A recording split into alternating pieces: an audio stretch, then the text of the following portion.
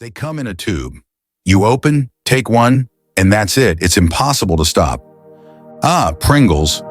Whether calling chips or chips potatoes, they have something extremely satisfactory to stick your hand on that iconic cardboard tube and get one more. They are crispy, addicts, and even became a childhood toy who never put two in the mouth to make the famous duck bot. But have you ever wondered who is the mustache man on the label? Is he the inventor? And why can't Pringles be called chips? The story behind this brand is more surprising than you think. Keep watching, but beware. After finding the truth, you will never see these snacks the same way. Pringles' story is obscure, and many people played an important role in their creation. Although you can say that history began in 1956, we think we should go back even more, until 1837. This is the year when William Procter and James Gamble created their own businesses. William was an English candle manufacturer, while James was an Irish soap manufacturer. Although they did not know each other, the two men had a lot in common. Both emigrated to the United States and settled in Cincinnati, Ohio. And while both were there for the rest of their lives, none of them had initially planned to do so. Born in 1803, James emigrated to America with his parents in 1819. They were going on a boat on the Ohio River for Illinois, but after James became ill, they were forced to stop at Cincinnati. His family decided to stay in town, and James started working as a soap manufacturer. William, on the other hand, was born in 1801 and emigrated to the U.S. in 1830. He made the change along with his first wife and began making candles in New York. Life was going well, but during a trip to Cincinnati in 1832, his wife passed away. William was impressed, and although planned to stay only in Cincinnati for a while, he finally decided to spend the rest of his life in the city. Now, do you remember how I said the two men have a lot in common? Well, the similarities do not stop here. 3 years after arriving in the United States, William married a lady named Olivia Norris, and James, he married a woman named Elizabeth Ann. Norris, as you can probably already imagine, Olivia and Elizabeth were sisters, and through their marriages, William and James were related.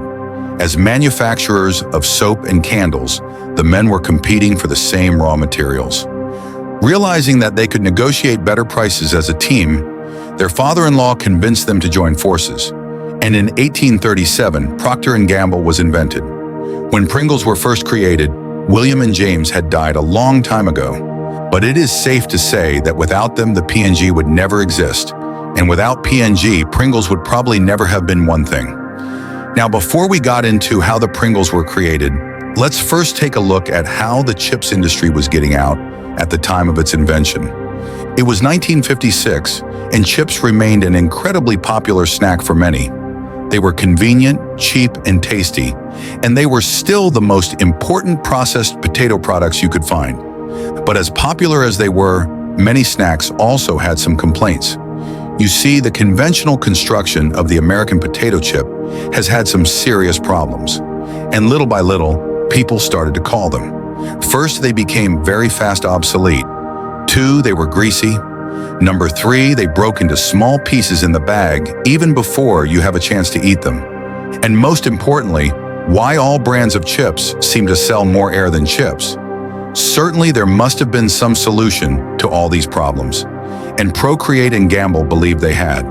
Seeing how everyone was increasingly tired of chips and their 4 annoying problems, they decided to take the matter on their own. To do something about the easily broken chip form, they recruited a specialized chemist and a food technician named Fred Baur. Fred began to try, and through the use of supercomputer, he was able to create the saddle form in which Pringles is famous today.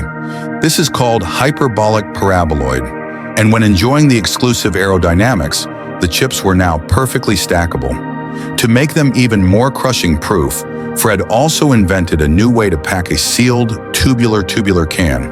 Now that each chip was carefully placed on top of the other, the greasy scattered has been greatly reduced, and it also meant that after opening a can, less oxygen hit the chips along with the rolling plastic lid of the can.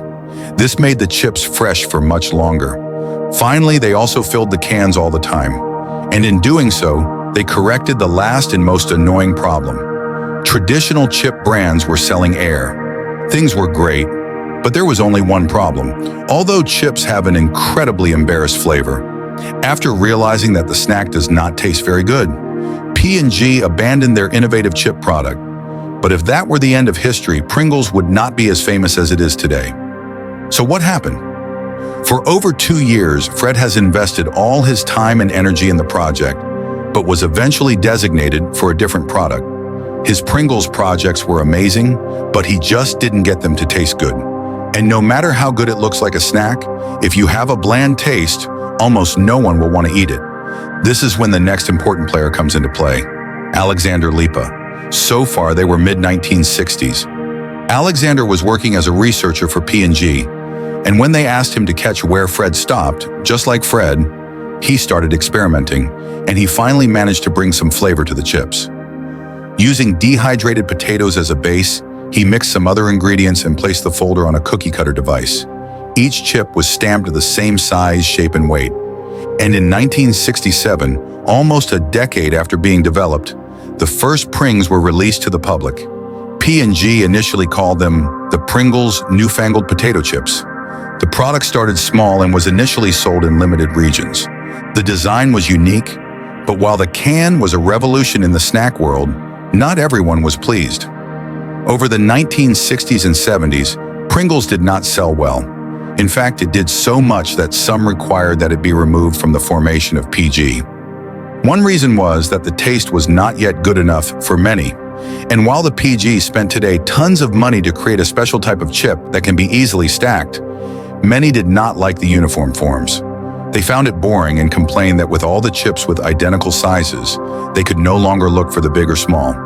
They felt that they were forced to give up the fun of eating chips, and it didn't seem like consumers really appreciated the new design. Now what? After the initial failure of Pringle, P&G tried to conquer the pasta, creating new flavors, such as cheddar cheese and sour cream and onion. Little by little, the demand continued to increase, and in the mid-1970s, the Pringles were sold in all the United States. With this success, there was also a disadvantage, although a growing number of rivals have their eyes defined in the crash of the Pringles. Realizing that the Pringles continued to become increasingly taking their market share, they disagreed with the fact that Pringles were called chips. You see, the Pringles are not really chips. They are made of dehydrated processed potato flakes, which are wrapped and then fried. The rivals cried missing, and they complained that calling them chips was a lie. After all, the fried mass of which was made was less than 50%. The complaints of potatoes continued to grow, and in 1975, the FDA intervened. They decided that the Pringles could only be called chips in one condition. Procter & Gamble had to include a warning in the packaging that stated that they are made of dehydrated potatoes. Understandably, the PG did not want to do this, and therefore they decided to rename their product. From then on, potatoes were born, and Pringles began to completely embrace his distinction. With this problem out of the way, P&G could once again focus on making the chips more popular. They adjusted the taste and introduced the fever of the flavor of the Pringles advertising campaign. It was a big hit, and one of the ads starred by Brad Pitt. Remember that this was in 1989, but just before he made his great chance. However, the improved flavor, along with the new advertising campaign, had a great effect. Slowly, Pringle but surely became the biggest brand of PG, and in the late 1990s was raising more than $1 billion in revenue. As Pringle's popularity emerged in the USA, the brand began to expand to new international markets. In addition to expansion, they also started creating more interesting and crazy flavors such as seaweed, shrimp cocktail, and even blueberry and hazelnut.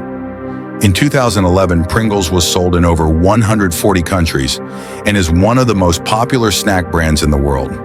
In fact, the brand was going so well that it left Fred Baur proud enough to want to bring his invention to the tomb. Literally, after died in 2008, Fred's family granted the desire to have its cremated ashes buried in a Pringles can the original taste.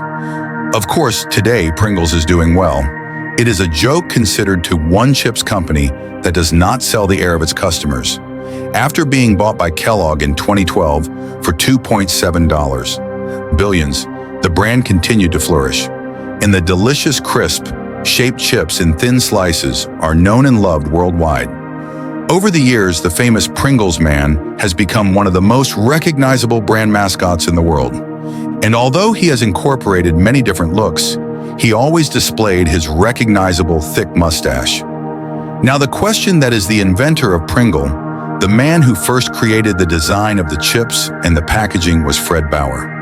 Alexander Lipa finished his work a decade later, improving the taste. And the company responsible for hiring Fred and Alexander was Procter & Gamble, founded by William Procter and James Gamble in 1837. Therefore, with all this information in mind, who do you consider to be the true inventor of the Pringles?